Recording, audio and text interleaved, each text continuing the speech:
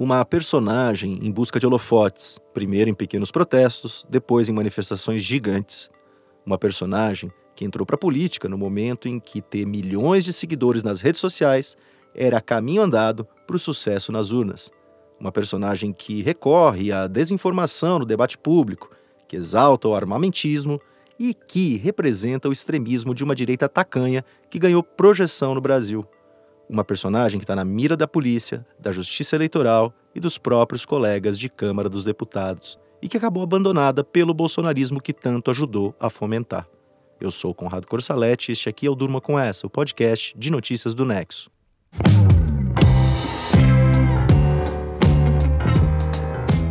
Olá, eu sou a Letícia Arcoverde e estou aqui com o Conrado para apresentar esse podcast que vai ao ar de segunda a sexta no início da noite, sempre com notícias que podem continuar a ecoar por aí. Quarta-feira, 2 de agosto de 2023, dia em que a Polícia Federal bateu na porta de Carla Zambelli bem cedinho, na sua casa em Brasília. Foi com muita surpresa que eu recebi hoje a Polícia Federal na minha casa às 6 horas da manhã, com meu filho e minha mãe dormindo em casa, e em que foram apreendidos o meu passaporte, os meus 2 celulares e mais um HD que tem coisas da minha vida aqui do Legislativo, enfim, desses últimos 4 anos e meio de mandato. Uma vida no Legislativo de 4 anos e meio. Uma vida no Legislativo que está por um fio. O seu mandato está sob ameaça. Na área política, o seu capital está seriamente abalado. Mas antes, vamos entender essa área policial que envolve os mandados de busca e apreensão no seu endereço. Os agentes federais investigam Zambelli por ataques ao processo eleitoral, por um golpismo que dominou a agenda dos apoiadores do agora ex-presidente Jair Bolsonaro. As suspeitas incluem a inserção de dados falsos no sistema do Conselho Nacional de Justiça, a invasão do e-mail de Alexandre de Moraes, integrante do Supremo e presidente do Tribunal Superior Eleitoral, e a tentativa de invasão do celular do mesmo ministro. Tudo isso a partir da relação da parlamentar com o hacker Walter Delgatti Neto. Delgatti Neto foi preso preventivamente nessa quarta-feira. As ordens de busca e apreensão na casa da Zambelli e de prisão do Delgatti Neto foram dadas pelo próprio ministro Alexandre de Moraes. Quanto ao Delgatti Neto, você deve se lembrar dele. Sabe, todas aquelas mensagens trocadas por Telegram entre os procuradores da Lava Jato e também com o Sérgio Moro, quando o senador era juiz da operação, foi ele quem vazou. O site Intercept Brasil teve acesso ao material, fez um consórcio com outros órgãos de imprensa e revelou em 2019 o conluio entre o Ministério Público e a 13ª Vara Federal de Curitiba na condução das investigações contra a corrupção na Petrobras. Revelação que expôs as intenções políticas lavajatistas e ficou conhecida como Vaza Jato. O hacker ficou um tempo preso por causa da invasão dos celulares dos procuradores e do então juiz da Lava Jato. Deixou a cadeia, voltou para trás das grades por descumprir restrições impostas pela justiça, mas depois saiu de novo. Nesse meio tempo, ele começou a prestar serviços para Carla Zambelli. Segundo disse o próprio Delgatti Neto à Polícia Federal, a deputada levou ele para se reunir com o presidente do PL, o Valdemar Costa Neto, e também com o Bolsonaro no Palácio da Alvorada, residência oficial da presidência. Tudo isso em 2022, ano em que o Bolsonaro tentava a reeleição. Tem um momento chave nessa relação entre o Delgatti Neto e a Zambelli. O hacker disse aos policiais que se encontrou com a deputada em setembro, mês anterior às eleições, na rodovia dos Bandeirantes, em São Paulo. Ali, a parlamentar bolsonarista teria pedido para que ele invadisse os sistemas de órgãos eleitorais, órgãos de justiça e também o e-mail e o celular do Alexandre de Moraes.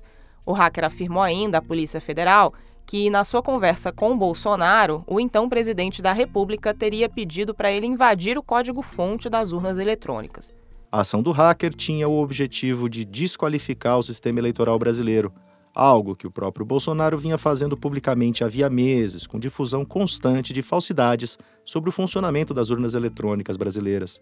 Essa versão do Delgatti Neto, quanto ao conteúdo das reuniões, é contestada por quem foi citado ali. Zambelli até admite ter pago quantias em dinheiro ao hacker, mas apenas para que ele cuidasse do seu site pessoal na internet. A impressão que eu tenho é que estão tentando envolver o presidente através de mim, pelo fato de eu ser bastante ligado ao presidente. E isso não vai acontecer porque não existe, primeiro, absolutamente nenhuma prova e nada que tenha sido feito a pedido do presidente em qualquer coisa. A parlamentar disse a jornalistas nessa quarta-feira que estão tentando atingir o Bolsonaro por meio dela, por causa da sua proximidade com o ex-presidente. Mas essa proximidade não está tão próxima assim nesse momento. Na verdade, a deputada federal está isolada, foi abandonada por boa parte dos bolsonaristas. Mas como uma apoiadora tão fiel ficou nessa situação? Vamos voltar um pouquinho no tempo, até para conhecer a vida pública dela. Início da década de 2010, Luiz Inácio Lula da Silva passava a faixa presidencial para Dilma Rousseff. A economia ia bem e Carla Zambelli fazia protestos junto com o movimento feminista ucraniano Fêmen no Brasil, em frente ao MASP, na Avenida Paulista. Em junho de 2013, quando as ruas entraram em ebulição no país, ela disse ter ido às manifestações para dizer que não era só por 20 centavos. Lembrando que aqueles protestos começaram por causa do aumento da passagem do transporte público, 20 centavos a mais em São Paulo. Só que a mobilização extrapolou essa pauta. Se no começo quem reivindicava a derrubada dos 20 centavos era mais ligado à esquerda, depois, quando a situação transbordou, apareceu centro-direita e até extrema-direita. E o lema defendido pela Zambelli, não é só por 20 centavos, pegou de vez. Integrante do movimento nas ruas, a Zambelli comandou carros de som nos protestos verde e amarelos de 2015 e 2016, pedindo o impeachment da Dilma. Junto com uma série de outras figuras, como Kim Kataguiri, do MBL, ela ganhou projeção. Eram grupos que enchiam as ruas do Brasil e exibiam os chamados pichulecos, aqueles bonecões infláveis gigantes representando seus desafetos políticos, como Lula, Dilma e, já naquela época, ministros do Supremo. Zambelli então quis entrar para a política. E ela tinha uma vantagem, assim como outras figuras da nova direita que ganhava força no Brasil. Tinha um número significativo de seguidores nas redes sociais. Número que chegaria à casa dos milhões. Dessa forma, foi eleita deputada federal pelo PSL, partido do Bolsonaro à época, naquela onda antissistema que tomou o país em 2018. Uma onda que pôs na Câmara outras figuras com penetração digital, como Alexandre Frota e Joyce Hasselmann. O primeiro mandato da Zambelli foi um suco de bolsonarismo. Discursos morais reacionários, espalhamento de desinformação, defesa das armas, ataques ao Supremo e às urnas eletrônicas, brigas com aliados. Ela rompeu, por exemplo, com a amiga Joyce Hasselmann. Como boa parte do bolsonarismo, ela estava de mãos dadas com o lavajatismo, uma aliança que ficou explícita quando, logo depois da eleição de 2018, o presidente eleito Jair Bolsonaro chamou Sérgio Moro, juiz da Lava Jato, para ser o seu ministro da Justiça. O Moro abandonou a magistratura e entrou no governo.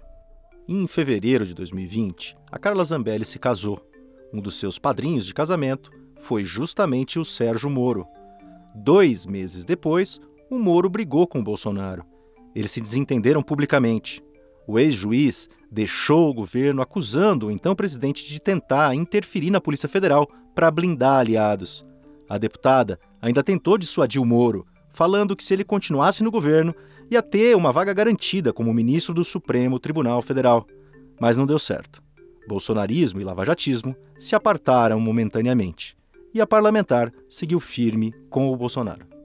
Junto com o então presidente da República, ela e vários outros parlamentares migraram para o PL para disputar as eleições de 2022. Ela foi multada pelo TSE por espalhar mentiras sobre o Lula, que era o principal adversário do Bolsonaro. Teve as redes sociais suspensas também por desinformação, teve que pagar indenização a outros políticos por falas descabidas. Enfim, viveu uma rotina extremista e suas consequências, algo compartilhado por vários outros parlamentares reacionários. A deputada foi reeleita por São Paulo com a 3ª maior votação do país. E aí protagonizou uma cena bizarra e perigosa. Na véspera da votação do segundo turno, quando o Lula e o Bolsonaro estavam disputando cabeça a cabeça quem iria comandar o Brasil nos 4 anos seguintes, ela entrou numa discussão com um apoiador do candidato petista. Sofreu ofensas verbais e então sacou uma pistola e começou a correr atrás do homem nas ruas dos Jardins, bairro Nobre de São Paulo. Zambelli encurralou o homem num bar. Negro, esse homem perseguido, classificou o episódio como assustador. Para o Bolsonaro, foi desastroso. O presidente, em busca da reeleição, já tinha visto, dias antes, o aliado Roberto Jefferson atirar granadas e disparar um fuzil contra a Polícia Federal, resistindo a um mandado de prisão. Ter uma fiel apoiadora perseguindo na rua com pistola em punho um homem negro agravava o quadro e praticamente desenhava para os eleitores quais eram as consequências de armar a população. O núcleo mais próximo de Bolsonaro não gostou nem um pouco. Alguns atribuíram a derrota no dia seguinte àquele episódio. Ali, a Zambelli começou a ser abandonada pelos bolsonaristas.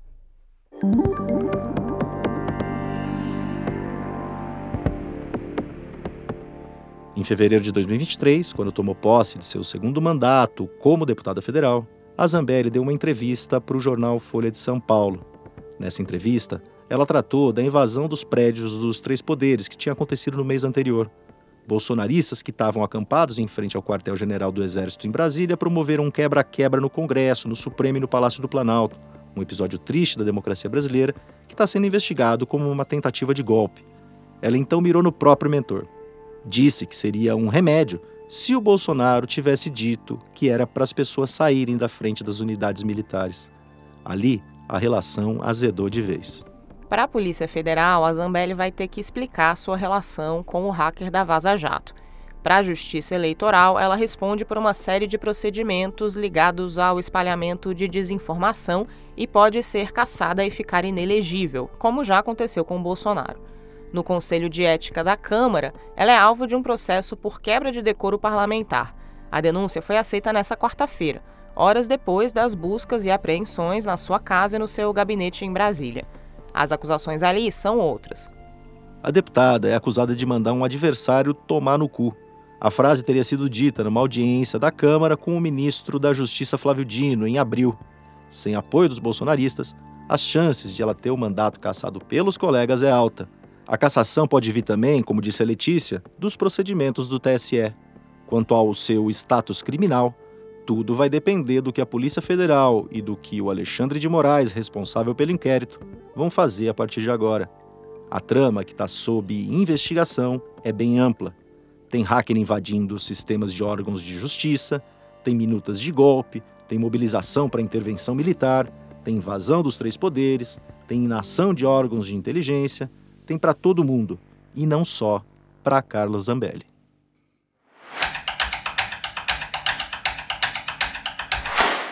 A seleção brasileira feminina de futebol empatou nessa quarta-feira com a Jamaica em 0-0. O resultado desclassificou o time nacional ainda na primeira fase da Copa.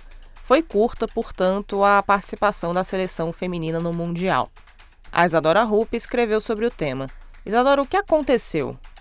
Esse desempenho em 2023 foi o pior em 28 anos, desde 1995 que o Brasil não era eliminado da Copa na primeira fase. Agora, na Oceania, depois de uma boa estreia contra o Panamá, uma goleada por 4-0, a seleção perdeu por 2-1 para a França e nessa quarta-feira empatou em 0-0 com a Jamaica. O time acabou em terceiro lugar na chave, atrás de francesas e jamaicanas. Só passavam duas para as oitavas de final e o adversário dessa quarta foi bem, terminou a primeira fase sem sofrer gols, mas o resultado não deixou de ser uma zebra. O Brasil é o oitavo colocado no ranking da FIFA e a Jamaica é a 43ª. O futebol feminino jamaicano ainda tem uma estrutura semi-amadora e a federação local coletou doações para o time conseguir viajar para a Austrália e para a Nova Zelândia para disputar a segunda Copa de sua história. Os torcedores e os especialistas criticaram o desempenho da seleção brasileira em campo. Foram muitos erros de passe e poucas chances de gol. A técnica sueca Pia Sundhage também foi bastante criticada por não ter colocado o time no ataque mesmo precisando do resultado. Isadora, além das questões dentro do campo, por que a Copa Feminina deu errado para o Brasil? O futebol feminino está passando por uma fase de mais profissionalização, com mais ligas fortes ao redor do mundo e, consequentemente, mais seleções com condição de disputar títulos. Isso é um ótimo sinal para a modalidade, que teve a sua primeira Copa do Mundo muito recentemente, em 1991. Isso faz com que os jogos sejam mais difíceis e mais duros, e apesar da seleção brasileira ter ido para o Mundial cercada de boas expectativas, ela não é uma grande potência do futebol feminino atualmente. A Confederação Brasileira de Futebol está investindo mais na categoria, mas é um investimento recente e ainda discrepante. Por exemplo, foram 200 milhões de reais destinados só para a seleção masculina principal em 2022, contra 70 milhões nas 7 seleções femininas, contando aí as seleções de base. E tem também o fato de que existe ainda todo um processo. A Alicia Klein, colunista do UOL e comentarista do Sport TV, me disse que não dá para a gente ver o resultado como terra arrasada. Esse investimento recente no futebol feminino demanda tempo. Não tem como investir ontem e querer um bom resultado 5 minutos depois. O texto da Isadora você lê no nexojornal.com.br. Lá você acompanha todo o conteúdo que o Nexo produz diariamente. E para não perder nenhum episódio do Durma com Essa, inscreva-se na sua plataforma de áudio preferida ou no canal do Nexo no YouTube. Do cerco à deputada bolsonarista Carla Zambelli, à desclassificação da seleção feminina de futebol na Copa do Mundo, Durma com Essa. Com roteiro, produção e apresentação de Conrado Corsaletti, edição de texto e apresentação de Letícia Arcoverde, participação de Isadora Ruppe e edição de áudio de Pedro Pastoriz, termina aqui mais um Durma com Essa. Amanhã a gente volta. Até lá!